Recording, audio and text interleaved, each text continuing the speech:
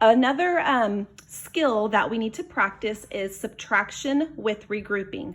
A lot of students are making very easy and fixable mistakes. They understand the concept of subtraction, but they kind of get confused when they have to borrow. So this is something that I've noticed them doing.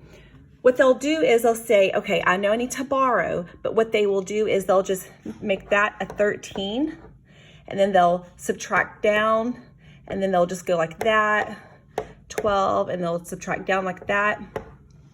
But what they're doing is, that's not supposed to be 2 right there. They'll just automatically make that a 13 instead of going next door and borrowing. So what I tell them, if they know the little rhyme, if there's more on the floor, go next door. So this is the wrong way. They need to not do it like that. Instead, before they can even make that a 13, if there's more on the floor, go next door and borrow. Cross out the 2, it becomes a 1, and then you make that a 13.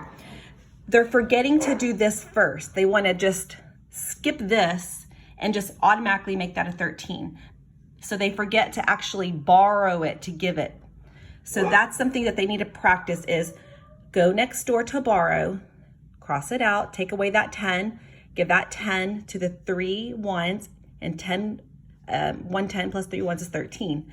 And then they can subtract down to get the right answer. And then they would have 1 take away 8, and they would still think, oh, more on the floor, go next door.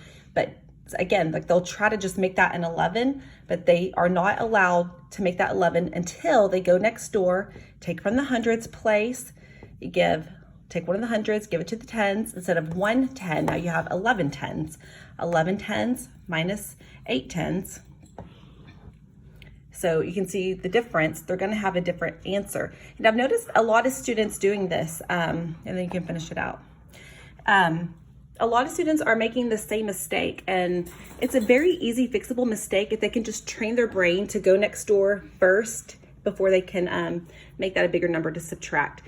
We have multi-step word problems, and they'll do really great. They'll understand how to work them, but then they do the hard part, but then it comes to this and they just make a simple calculation error. So this is something that all students definitely need to work on. And then the other thing is when you have to subtract across the zeros. Some students will just see this and they'll just go, oh, 3, 2, 2, 223. They'll just see 0 minus 3 and they just automatically think 3. I don't know if in their brains they think that maybe when you add 3 plus 0, it's 0. So maybe if you subtract it. But again, this is not the right way. So what we need to do is, if there's more on the floor, go next door to borrow. Uh-oh, it's a 0, can't borrow there, go next door again. So you gotta take from the hundreds to give it to the tens place. But then we still need to take from the tens place to give it to the ones place. So this is where some of them get confused. They will leave that a 10, and then they will make this a 10. So they'll have 3, 10, 10. But in order to make this a 10, you still have to borrow from the tens place. So this is where they're also getting confused, is when you have to subtract across the zeros. So more on the floor, go next door. If it's a 0, go next door again. You take from the hundreds, you give it to the tens place. So instead of 0 tens, you now have 10 tens. But we still have to borrow for the ones place. So then you take away one of these tens, now you have 9. You take that 1 and give it to the ones place. So now you have 10 ones. So now 10 minus 3, 9 minus 2, and then 300s minus 200s.